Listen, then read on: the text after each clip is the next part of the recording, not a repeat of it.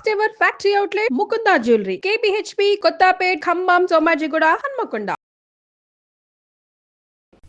నమస్కారం, welcome to our channel. ప్రస్తుతం మనతో ఉన్నారు ప్రణవ పీఠాధిపతి, త్రిభాష మహాసహస్రావధాని, ప్రవచన నిధి డాక్టర్ వద్దిపర్తి పద్మాకర్ గారు. ఆయన అడిగి మనకున్నటువంటి ధర్మ సందేహాలకు చక్కటి సమాధానాలు తెలుసుకుందాం. నమస్కారం గురువుగారు. గురువుగారు, లక్ష్మీదేవి కటాక్షం లభించాలి అంటే అసలు ఎటువంటి మంత్రాన్ని జపించాలి?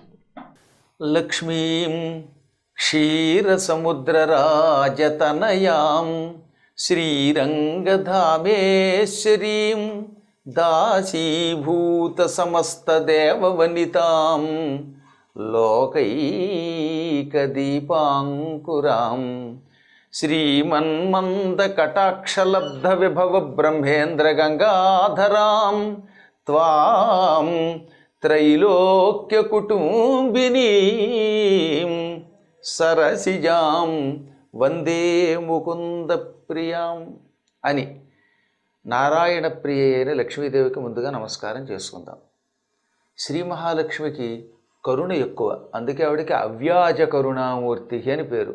అనగా ఏ వంక లేకుండా మనల్ని ప్రేమిస్తుంది. సాధారణంగా ఒక వ్యక్తి ఇంకో వ్యక్తిని అభిమానించాలంటే, ప్రేమించాలంటే అవతల వ్యక్తి వల్ల ఏదో ఒక ప్రయోజనం ఉండాలి. స్వార్థం లేకుండా ఈ ప్రపంచంలో ఎవ్వడూ ఎవరిని ప్రేమించడం, అవునా? కానీ మన వల్ల ఏ ప్రయోజనం లేకపోయినా, మన వల్ల తనకి ఏమాత్రము స్వార్థం లేకపోయినా మనల్ని అనుగ్రహించే తల్లి లక్ష్మి. అందుకే ఆవిడికి ఏమని పేరు?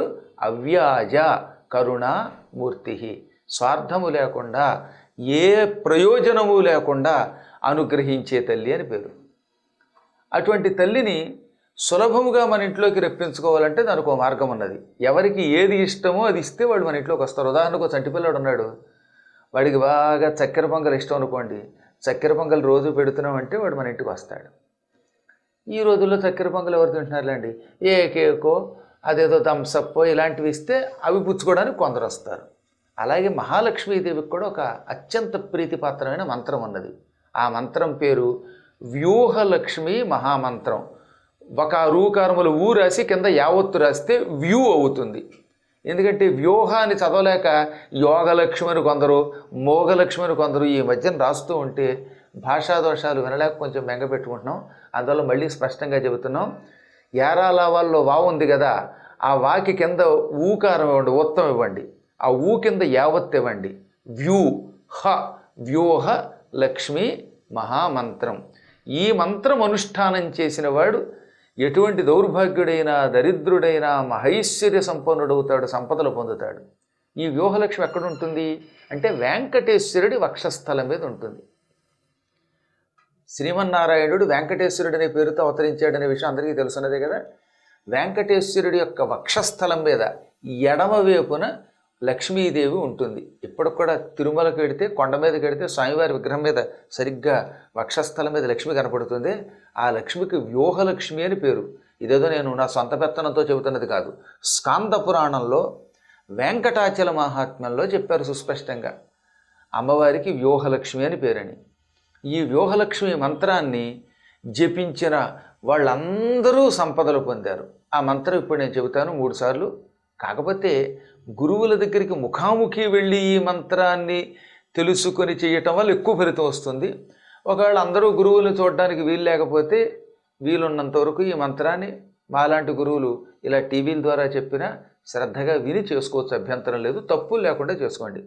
ఓం శ్రీ ఓం నమః పరమలక్ష్మ్యై విష్ణువక్షస్థితాయై రమాయై ఆశ్రిత తారకాయై నమో వన్నిజాయై నమః. ఇది వ్యూహలక్ష్మి మంత్రం. పూర్వం సనత్కుమారుడనే ఆయన ఈ మంత్రాన్ని శంఖండుడనే మహారాజు గారికి, ఆత్మారాముడు అనేటటువంటి ఒక దరిద్ర జీవికి ఇచ్చాడు. ఆ ఇద్దరూ 7 కొండల మీద ఈ మంత్రాన్ని జపం చేశారు, అనుష్ఠానం చేశారు. శంఖండుడనే మహారాజు జనమేజయుడి వంశంలో పుట్టాడంటే పాండవుల యొక్క వంశంలో పుట్టాడు.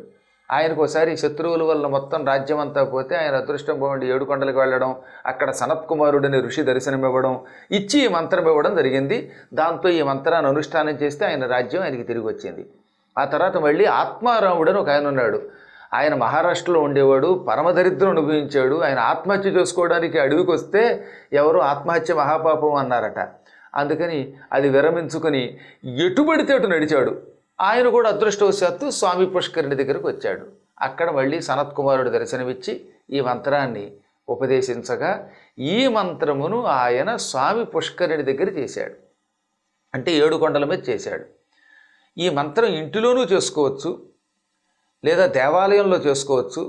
శుక్రవారం వచ్చినప్పుడు తిరుపతి వెళ్ళి సప్తగిరులకు వెళ్ళి వెంకటాచలం మీద స్వామి పుష్కరుడిలో స్నానం చేసి ఆ మెట్లలో ఎక్కడో చోట మెట్టు మీద కూర్చుని కనుక 1000 సార్లు ఈ వ్యూహలక్ష్మి మంత్రాన్ని జపం చెయ్యగలిగితే కటిక దరిద్రుడు కూడా సంపదలు పొందుతాడు.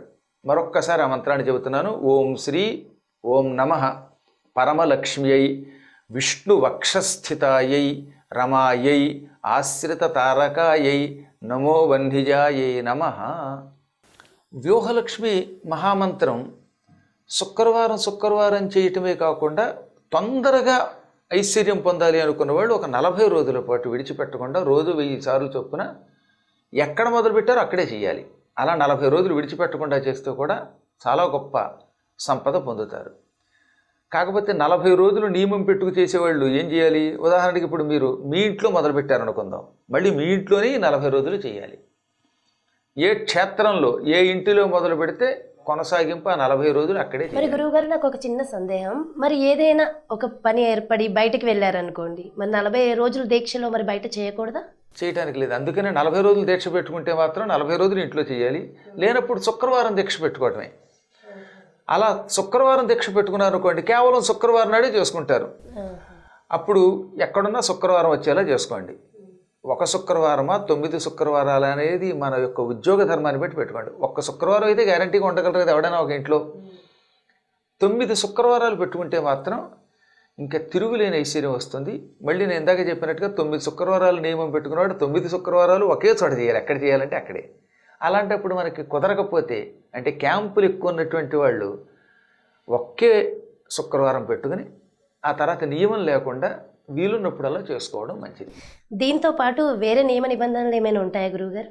సందేహం లేకుండా సహజంగా కోరికలు ఉన్నంతకాలం నియమాలు ఉంటాయి. నియమములు అనేవి ఎందుకు ఉన్నాయి అంటే కోరికలు ఉంటాయి. ఈ వ్యూహలక్ష్మి మంత్ర జపం చేసేవాడికి నాకు ఈ డబ్బు కావాలి, ఉద్యోగం కావాలనే కోరిక లేదనుకుందాం. కేవలం అమ్మవారి అనుగ్రహం తప్ప నాకేమి వద్దు, అమ్మ ఏమి ఇస్తే అదే చాలు అనుకున్నవాడికి నియమం లేదు.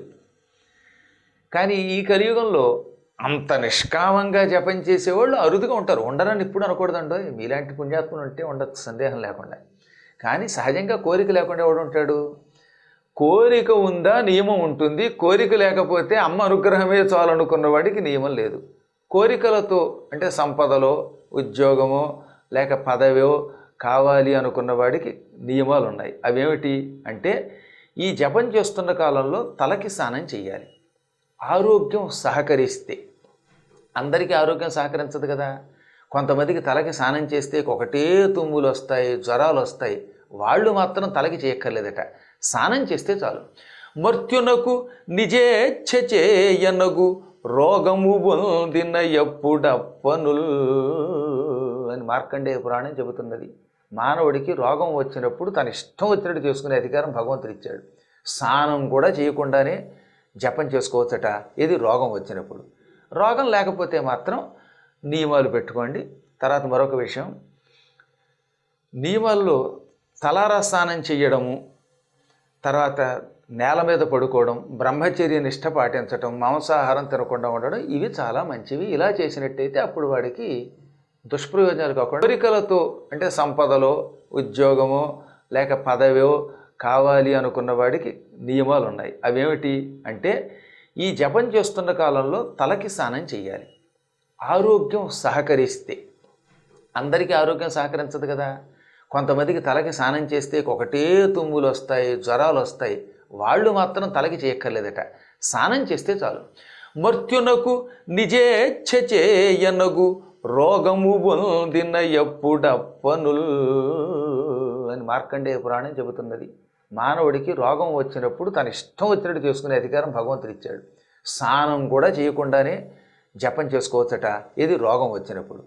రోగం లేకపోతే మాత్రం నియమాలు పెట్టుకోండి. తర్వాత మరొక విషయం, నియమాల్లో తలారా స్నానం చెయ్యడము, తర్వాత నేల మీద పడుకోవడం, బ్రహ్మచర్య నిష్ఠ పాటించడం, మాంసాహారం తినకుండా ఉండడం, ఇవి చాలా మంచివి. ఇలా చేసినట్టయితే అప్పుడు వాడికి దుష్ప్రయోజనాలు కాకుండా మంచి ప్రయోజనాలు వస్తాయి. ధన్యవాదములు గురువుగారు, చాలా చక్కగా వివరించారు. Thank you so much. చూశారు కదండి, అసలు ఏ మంత్రాన్ని జపిస్తే లక్ష్మీ కటాక్షం లభిస్తుందో ఎంత సులభంగా చెప్పారు గురువుగారు. ఖచ్చితంగా ప్రతి ఒక్కళ్ళు కూడా ఈ మంత్రాన్ని జపించి 9 శుక్రవారాలు వీలైతే, లేదంటే గురువుగారు చెప్పినట్లుగా ఒక శుక్రవారం అయినా దీన్ని పాటించినట్లయితే ఖచ్చితంగా లక్ష్మీ కటాక్షం